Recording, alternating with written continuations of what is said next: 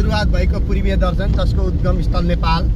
आज हामी इलामको पाथिभरा मन्दिर हामी जाँदैछौँ र अहिले हामी बर्ने चिया बगानमा आइसक्यौँ।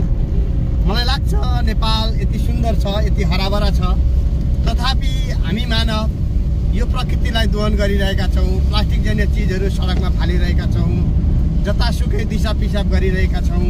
यति हराभरा यति राम्रो ठाउँलाई हामी कसरी व्यवस्थित बनाउन सक्छौँ भनेर हामी जीवनचक्र समाज नेपाल निरन्तर खोज अनुसन्धान गरिरहेका छौँ। प्लास्टिक जन्य चिजहरू कसरी व्यवस्थापन गर्न सकिन्छ, फोहोरलाई कसरी व्यवस्थापन गर्न सकिन्छ, ऊर्जालाई कसरी बचाउन सकिन्छ र नेपाललाई सुन्दर बनाउन सकिन्छ।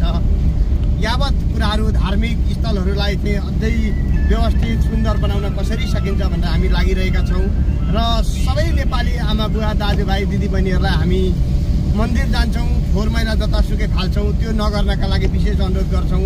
यस्ता हराभरा ठाउँहरूमा जान्छौँ, कोक फेन्टा चाउचाउ यस्ता चिजहरूका चाहिँ हामी खोलहरू जतासुकै फालिरहेका हुन्छौँ। नेपालमा उत्पादित दही मोहीहरू हामी प्रयोग गर्दैनौँ, स्थानीय उत्पादनहरूलाई हामी प्रयोग गर्दैनौँ। अधिकांश चिजहरू हामी स्थानीय उत्पादन प्रयोग गरौँ र समृद्ध नेपाल बनाउनलाई हामी सबै लागौँ। शुभ प्रभात। नमस्कार। अहिले हामी झापाको बुधबारीमा छौँ। यो अत्यन्तै राम्रो ठाउँ जहाँ चाहिँ धान धेरै उत्पादन हुन्छ भनेर नेपालले एउटा परिचय पाएको छ। आदरणीय हाम्रो ज्वाइँ साहबसँग चाहिँ यो यात्रा अत्यन्तै रमाइलो भइरहेको छ। पछाडि बहिनी भान्जी हुनुहुन्छ।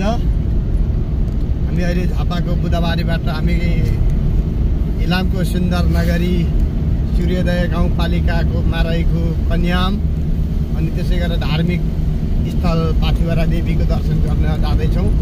हामीलाई हल्का मौसमले पनि साथ दिइरहेको छ, पानी हल्का परिरहेको छ।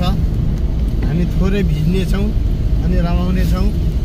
यसरी हाम्रो यात्रा जारी छ। सबैलाई शुभ प्रभात, नमस्कार।